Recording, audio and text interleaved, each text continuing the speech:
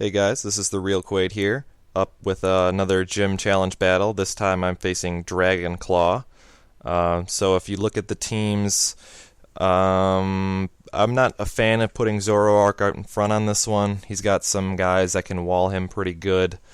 Also because Dragonclaw and I had been trying several times to get a battle going between last night and tonight, and we'd actually successfully gotten into one where I led with Zoroark and one-shotted his Cloyster with the Focus Blasts, and I'm sure he's been seeing the videos that have come up lately, so I was expecting him to expect Zoroark, so I figured I'd switch it up. I decided to go with Toxicroak, because Toxicroak is pretty favorable against most of his team, plus I've been wanting to get Toxicroak some action. He hasn't really done much in the challenge videos so far, and Toxicroak is one of my favorite Pokemon to use, so I figured I'd just lead with him. That way I would sort of get myself in a good position to use him. So he leads with Gliscor. I should have expected a Protect and a Poison Heal Gliscor, but I don't. So I come at him with an Ice Punch, which ended up working out okay because now he knows I have it, so he's probably not going to risk keeping Gliscor in against a 4-time strong attack. And he switches, which I expect because, as you'll see here, I put up the sub here to get my Focus Punch ready. He sends out Slowking, which is a pretty good switch. If he had a Slowbro, it would have been better because Slowbro's defense is naturally higher, but it's not a bad switch. I try to come at him. I figure he's going to try to break this up. He doesn't. He uses Calm Mind instead, which is actually a great move. As you'll see in the next few turns, basically my predictions are all terrible, and he pretty much out-predicts me during this portion of the battle here. So I don't want him to set up anymore, so I'm like, alright, whatever. I don't if he's going to set up, that's fine. I'm just going to Focus Punch him. It's still going to do pretty good damage to him. But he does come at me with a Psychic. Sub's going to fall. He's going to take a somewhat decent chunk from Focus Punch. Even though it's resisted, the base power is 150, which is huge. So he's still going to take some good damage. And his defense is naturally not as high as his special defense. It does about what I expect, a little less than half. So I figure I'm going to try and go for it again. I'm going to try to finish him here. I'm going to hope he comes at me and tries to attack me, thinking I'll put up a sub.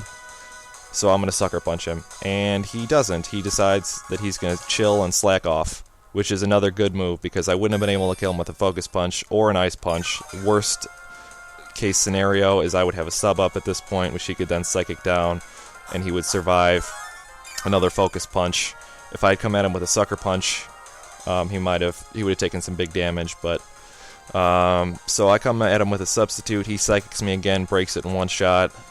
So now Toxicroak is totally vulnerable. His Slowking's at +1 special attack, special defense, and I got no sub up. I don't have much going on. I figure he's going to come at me with a Psychic again. He's not going to attack Toxicroak with Scald because he'll just heal it. So I know he's coming with Psychic. I switch to Drapion for the free switch. Which, of course, Psychic doesn't do anything. I'm coming at him with a Night Slash. I'm hoping this will kill. I'm not totally sure. If it crits, it'll knock him out for sure. But he is tough, so it doesn't do as much as I'd hoped it would. He comes at me with Scald, which I wasn't sure if I was going to survive at this point. It's not as high base power as Surf is, but it's still a good attack, and the risk of burn is pretty strong. I don't want to have my Drapion burned. So we're both pretty low here.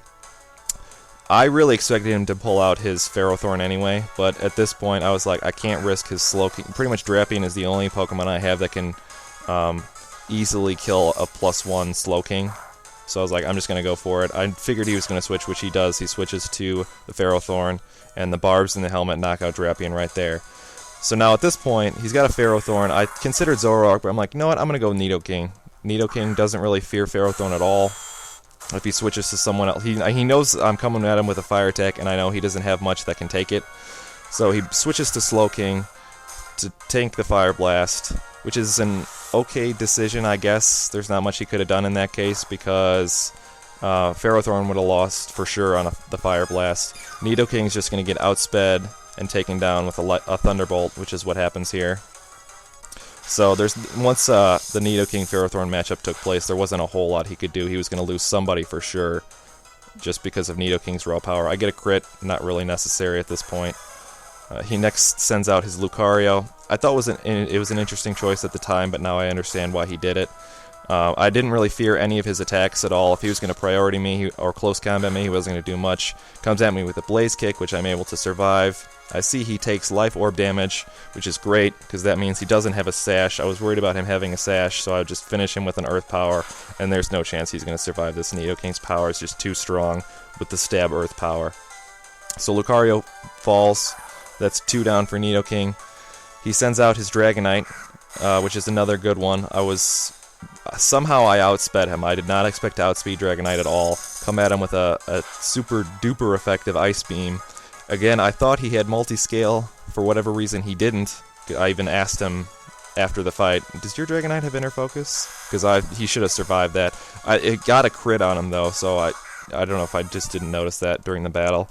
So I might have been able to knock him out anyway.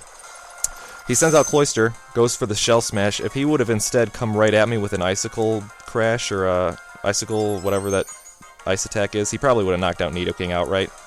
Instead, I think he thought he was slower than me, but Cloyster's pretty fast and Nidoking's pretty slow, so he's actually got the speed advantage here, and I saw he had the White Herb too. This was another one where I was hoping he wasn't sashed, because he would have survived, but even without the defense reduction, Cloyster's special defense is too low, Nidoking's special attack is too high.